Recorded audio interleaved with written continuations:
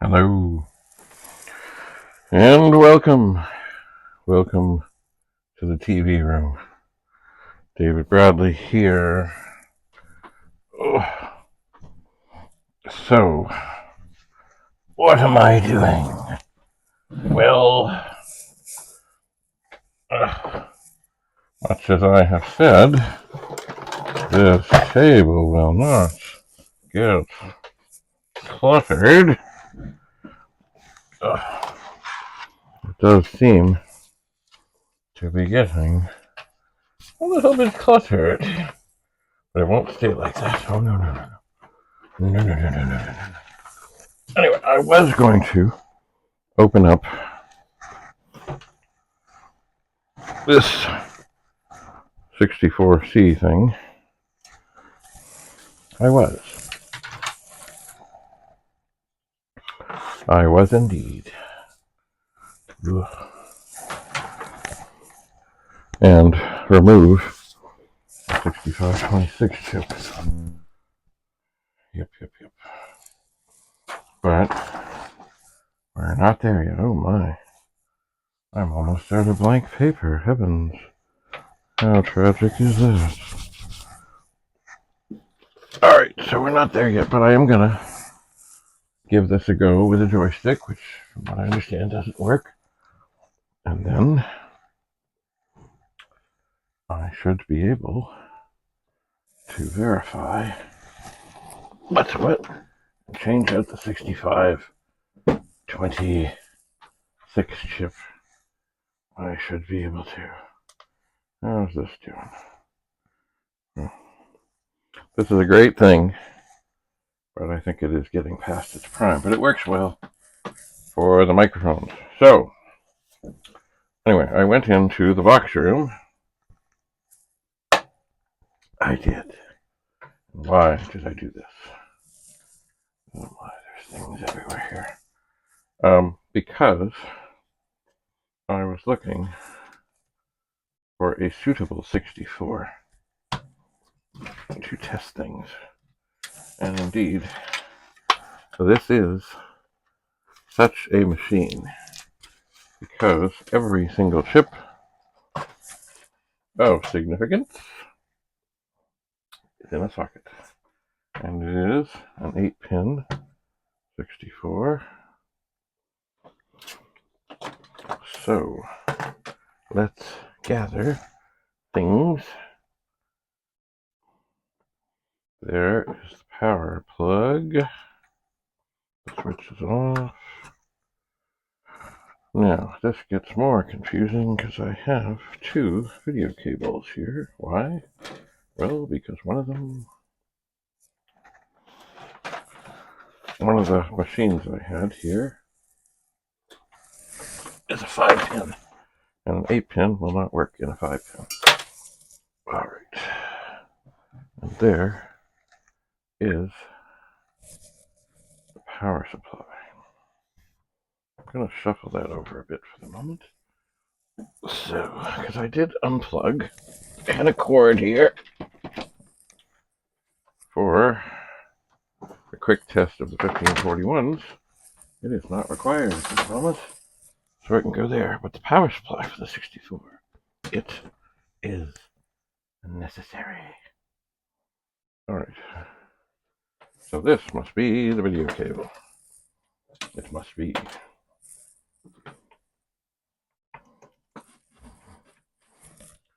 It must be. So we'll turn this on. Supposedly, yeah, according to the notes, this says on the bottom, C64 works. It's a 250425 board. All major chips and sockets. Keyboard okay. Diagnostics okay. SID okay. November 2023. And there it is. So now that I have that light there, perhaps I will move it a little closer. I will. Now, over here, I did have three old 64s. What's going on here? And this was the one I was supposed to look at first. So wait, first, sorry, I heard a ding, ding, ding, ding, ding in the distance. And it is Rudy of Rudy's Retro Intel. It is. So,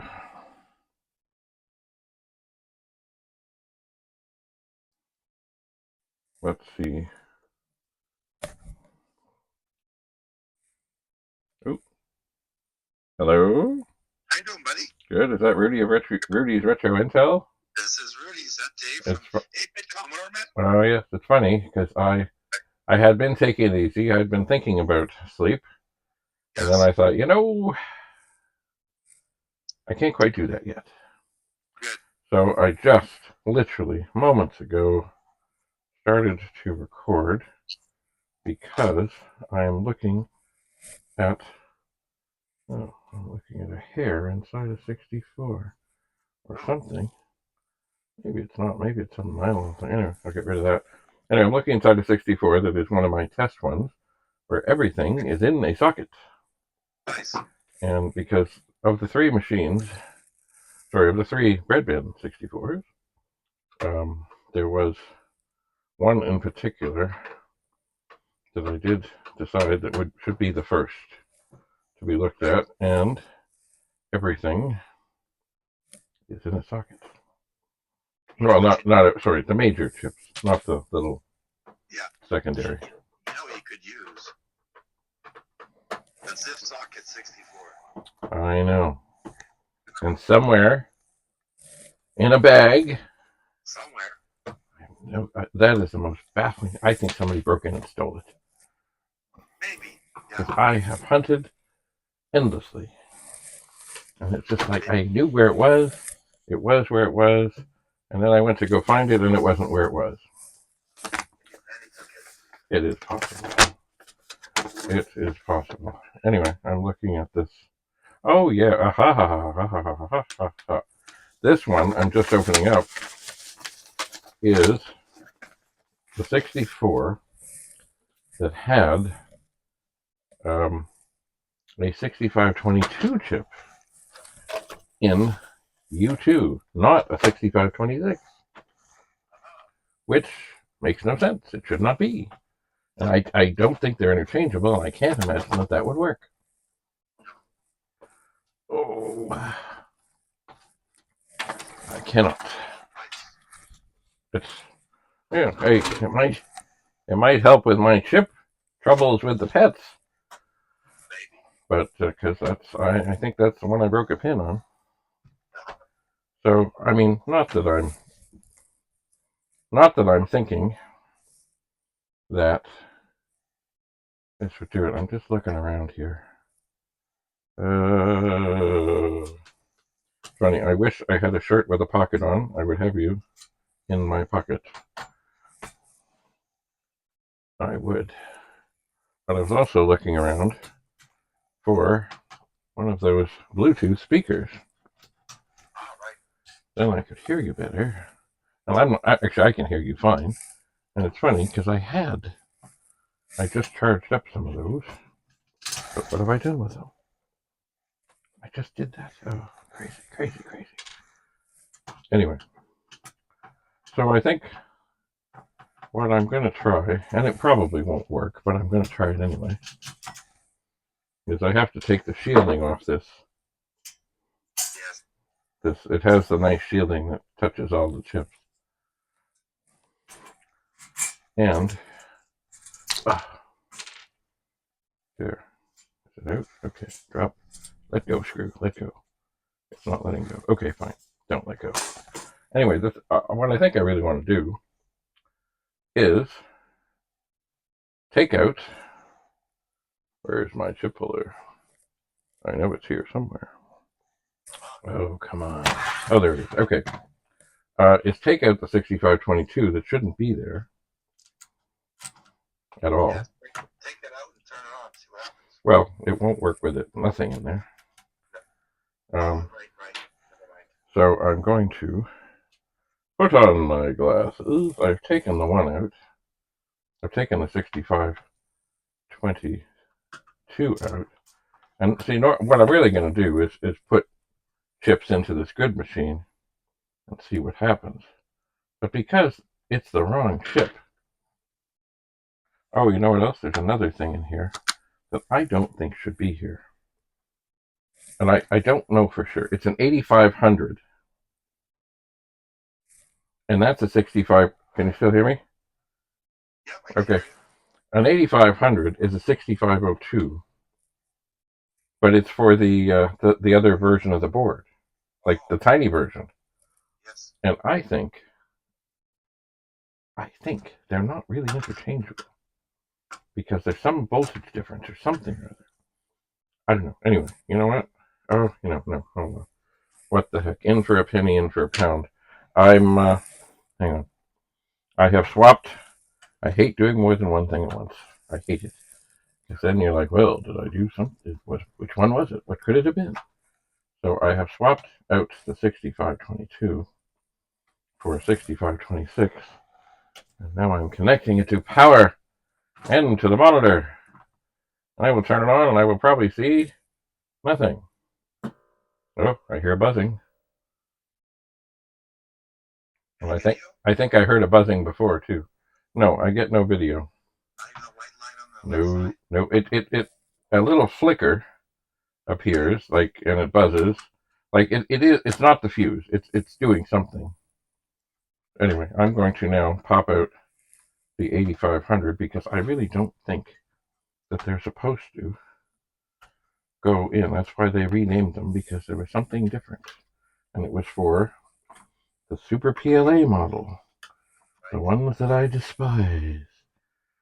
Yes. That Super PLA chip with the weird pinouts. The disaster. Not the pinouts, the pin spacing. Oh, crazy. But boy, yeah. But boy, the 8500 is giving me a rough go. You know, I would, if I knew absolutely, if sockets can't be found, but I knew I had one that was good, as terrible as it is, I wouldn't be adverse to putting it right into a board. But how do you test it without a socket? And now this 8500, it's really stuck. Like the one side has come out. The left side, the right side has come up, but the left side, it does not want to come out. And I'm not just using a screwdriver, I'm using the chip puller. You could spray some deox on that side to help it. That's possible. Oh, okay, we got it. Oh, yeah, it's kind of funny. None of the pins are bent, but they are bent kind of outwards. Strange. Anyway, now, is this going to make any difference? I don't think so, but I have to try. So this is the rare time that I'm actually putting chips into a bad circuit board, not knowing. When I look, I'm going to turn it on. Oh my, I don't hear the buzzing, but I don't see anything. Any warm chips?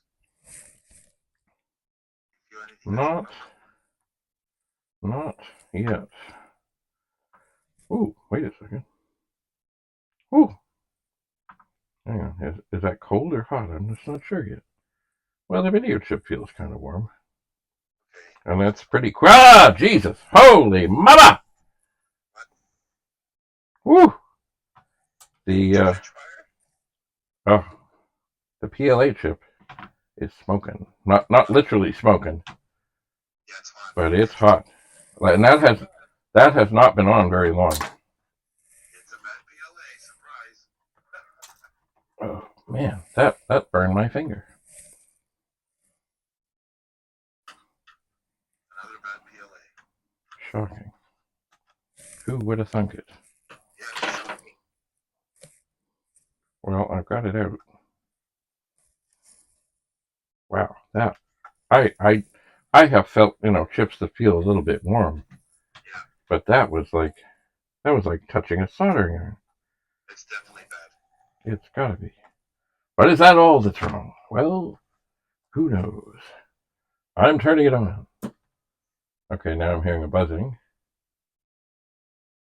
And I don't see anything on the screen yet. Oh, man. Did you put the PLA in? Yeah, I did. I did. And is that getting hot too? Well, it's funny, when I put my finger on it, it buzzed. You hear that buzzing? I can't hear it, but Oh, well, there's a buzz. When I put my finger on the PLA, there's a buzz comes out of the speaker on the... No, it's not getting hot. so there could be something else that's going on. Yeah. Oh, my finger. Oh, my word. I've been scorched! Uh-oh. This is not good. Okay, you know what I think I'm going to do? Oh, you know what? Well, hang on. Maybe. Because I can, and I'm here.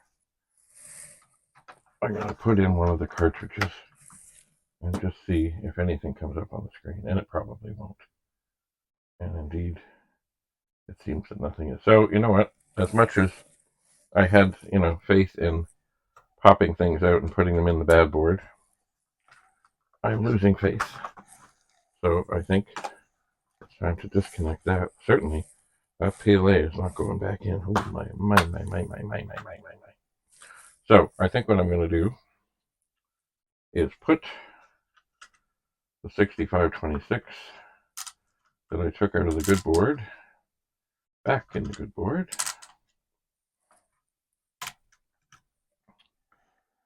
Checking the witness mark and checking the pins and all that good stuff. And oh, I still have the power plugged in. Don't do that. Hello. Don't do that. Okay, get that board out of the way. All right, so the 6526 is going back in. And it's in. Where's the chip? Okay. And now I'll put back in the 6502 and the PLA chip. And I will retest them in the machine that they were in, just to make sure that it still comes on.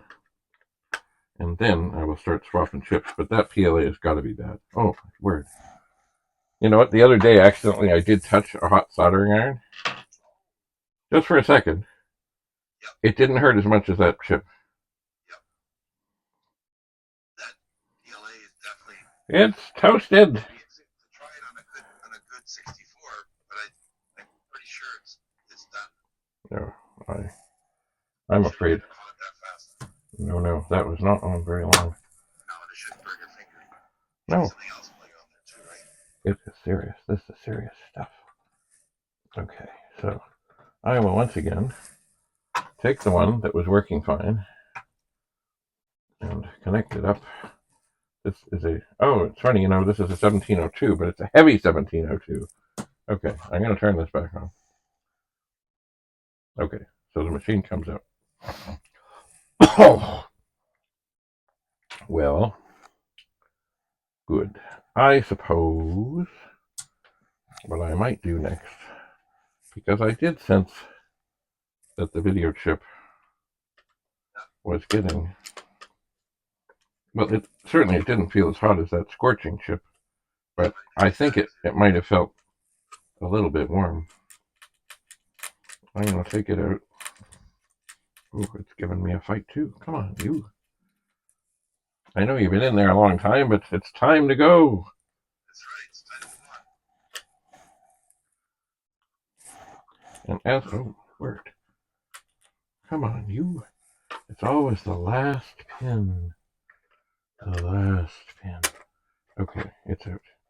And this, actually, the board that I've got here in the one that worked is a 250425, and the one I'm testing it on is also a 250425. Right. So there's no weirdness about different board things. All right, so the VIC-2 chip is out. I will double check the pins and the witness mark and everything. And I will put it in. And it is in. And I will turn it on. The screen does do its flashing thing. Baha! It's working. The 64 comes up. So it does seem the video chip and the PLA chip. I mean, I could try the PLA chip in there, but there's no way. There's just no way. We'll try it and see what happens. But then I have to touch it again. No, you just turn it on. If it doesn't work, you just look at the screen. Uh-huh. Working or not, right? Yeah, that'll be fine. Get ready. Get ready, people. I'm recording out there. Get ready for the flames and the scream. And then there will be this gentle laughter coming over the phone. Ha ha ha ha. Ha ha ha. All right. The PLA that was scorching hot is in. I'm going to turn it on. I hear buzzing. It's not coming up. And I'm going to take it out.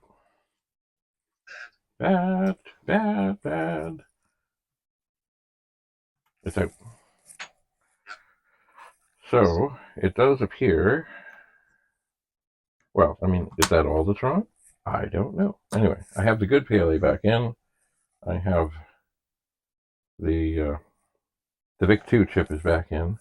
I suppose what I might do, because I don't know for sure if the 8500 is not supposed to be in here, maybe I'll take the 6502 back out and I'll put the 8500 in and just see momentarily if there is any great and vast difference. And hopefully no damage is done.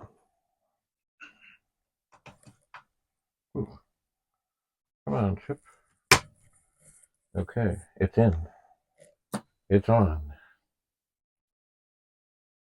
The machine comes up. Bah. Okay, I'm going to put the good chip over here. Now, I suppose, do you suppose there's any harm in putting the 6522 back in? Even though it's the wrong chip? Why would you put it back in if it's the wrong chip? Well, what if it's mismarked? I mean, the funny thing is, it looks identical to the other one. Even the date code. Yeah. It's very strange. No, okay, I'm not going to put it in. Okay, so. so far, bad big chip. Bad PLA chip. Bad. So, I guess now, the question that everybody is wondering about. What about the SID chip?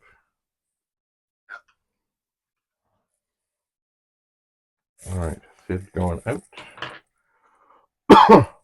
Checking the pins, checking the witness mark. Oh, that does not look like it's. Oh, that's in.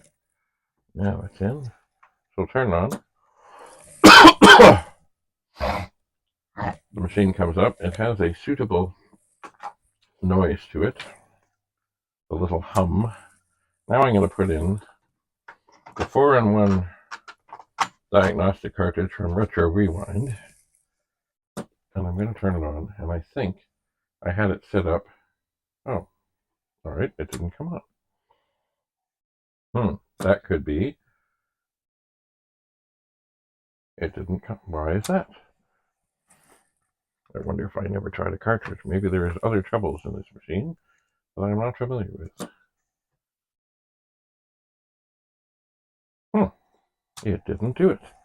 Alright, well that's strange. Alright, I'm going to take that out. And I have this other diagnostic key cartridge here. And I will put it in. Okay, and that's coming up. That's very strange. Anyway, the idea, of course, is to watch this thing go through the diagnostics and listen for the singing of the SID chip.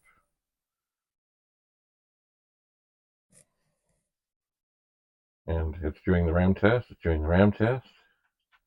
It did 0 page, stack page, screen RAM, RAM test 1, RAM test 2. PLA test. Okay, color RAM. Come on, SID chip. We need you. Are you hanging on this? Here it comes. Interrupt. Sound check. Come on, baby. Sound test. Nothing. There is nothing there. And I believe, well, I wonder. Okay, no sound. Very strange. Anyway, I'm going to, even though the 8500 does seem to be good, I'm going to put the 6510 back in. Because although the machine comes up, I'm not convinced that it's kosher. Anyway. So, have you been working on any more printers today? No, I did the final test on the second printer with the VIC-20 and the 1541, and it works great. So the serial works fine, and the parallel Centronics port works fine. Woohoo! So everything's good. It just needs the cover for the top, and it's ready to go. Ready to rock and roll. So, for those watching, Rudy is talking about the Commodore 1250 printer, which has, oh, wait a sec, here we go on the SID chip. Nothing. Zip, zada, zuda. Nothing. Not, it's funny, it's buzzing like it wants to, but there is nothing coming out from the test. So I'll wait till the test is over. I'll turn it off. Oh, that's a shame. Nothing like a bad SID. Maybe this machine is full of bad things. I'll put the good SID back in. I'll turn it on. Watch this through. Anyway, the 1250 printer from Commodore was made to work with most anything. It had a Centronics parallel interface as well as a serial interface that would work with a 64 or a VIC-20 or a 128 or I suspect even what it would be, a Plus 4 or a Commodore 16. But then, as Rudy has found out recently, he can connect it to what? You connect it to your Apple? My Apple IIe, yep. Apple IIe. So actually, I downloaded the manual, and you can work with any computer that has a printer parallel or serial printer port. So it'll work with an IBM. Oh. So obviously,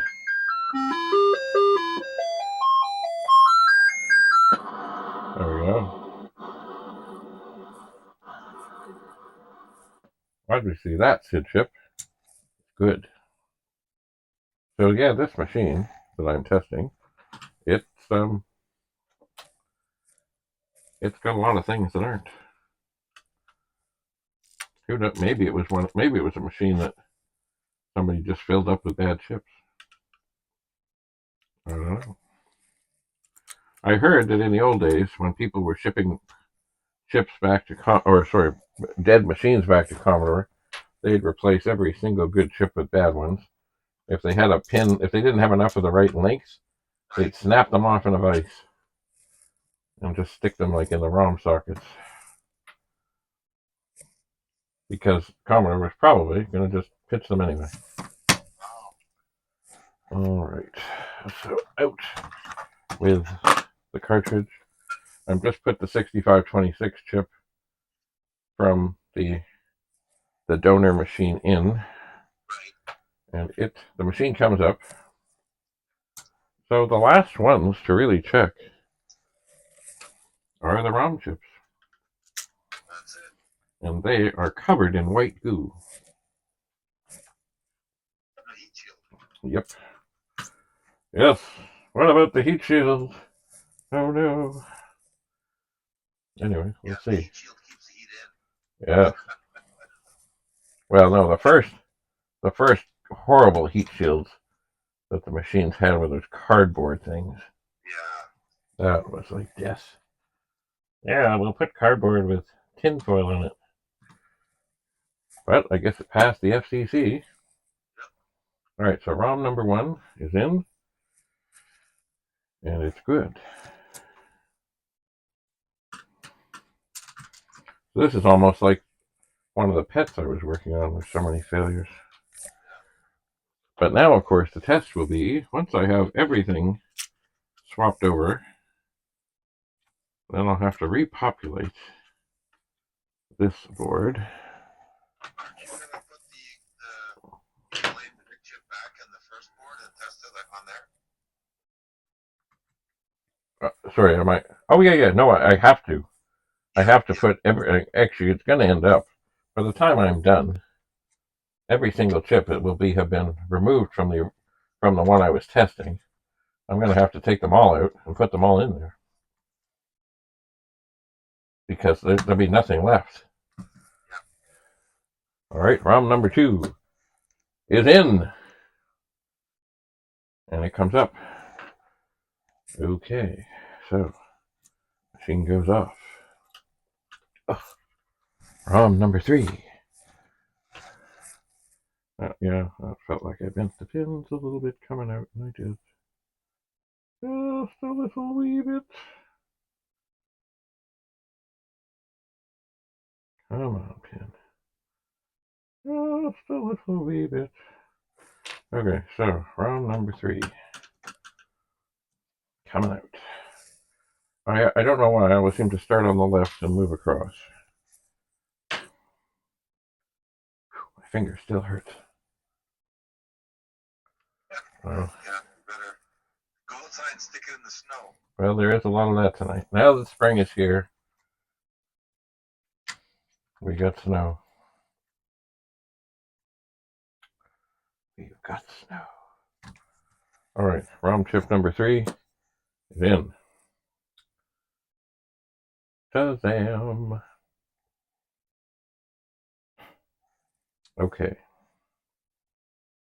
Well, I guess the thing to do at this moment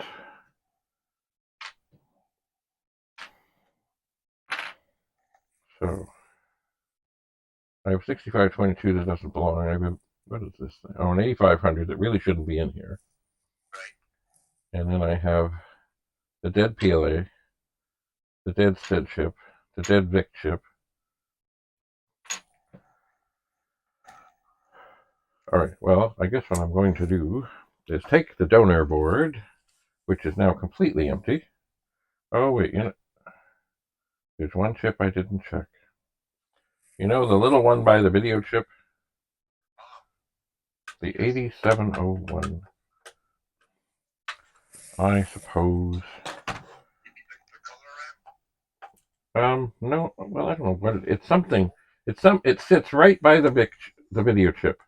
Yeah, this should be the color ramp. Oh, well, I don't know what it is. I don't. It's an 8701 3484. I don't know what it is. It's in. My God, it won't come out. All right, I'm going to a regular tiny screwdriver because I can't seem to get under with the chip. Like little screwdrivers. But boy, it really doesn't want to come. Okay, I think I got it. Okay. But I have had, it's rare that anything happens to these. But it happens. And because it's in a socket, I would hate to go and declare the board bad and not have changed this. I mean, the board may be bad. Boy, they are a tough little thing to get out. They're not that big. They are not. It's only 1, 2, 3, 4, 5, 6, 7, 8 pins. Sorry, 16 pins. 8 on each side. Okay. So it's in. I will turn it on, and the machine comes up fine. Okay. Okay, you know what you do now since you have it there? Take the chip out, leave that socket empty, and turn it back on. Take the 8701 out? The chip that's beside the big chip, take that one out. Yeah. And then turn on your 64. I bet you it doesn't work. Okay. It's not. I can see already something's not right here. No, it is not coming up. It is not. It is not. I don't know what it is. But it's always... I could have sworn it was the color ramp. I don't think so. You can't remember everything. Indeed. Alright, so So are you going to put all the good chips back into the other board? I'm now going to take every single chip that's out of this board that is working and put them into the board that's not working too. I don't have the deoxit right handy here. It's downstairs. We'll pop them in and then put in a replacement PLA and big. Well, I'm replacing right now. I just did the VIC chip. Now comes the PLA. Then the SID. Like I'm basically taking all the chips that I know were just working moments ago in this other 64. And, oh, sorry, it'd be the 6510 before the ROM chips. So I'm swapping all the major chips that I know are working because I've just tested them. Excellent. But boy, yeah, there were a lot of bad ones in here. Maybe this is why the fellow I got this from was kind of discouraged. Could be. But mind you, the Commodore stuff is not his thing. So,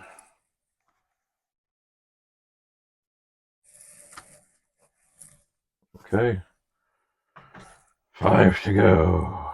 The 6510 is in. I'm going to yank these very white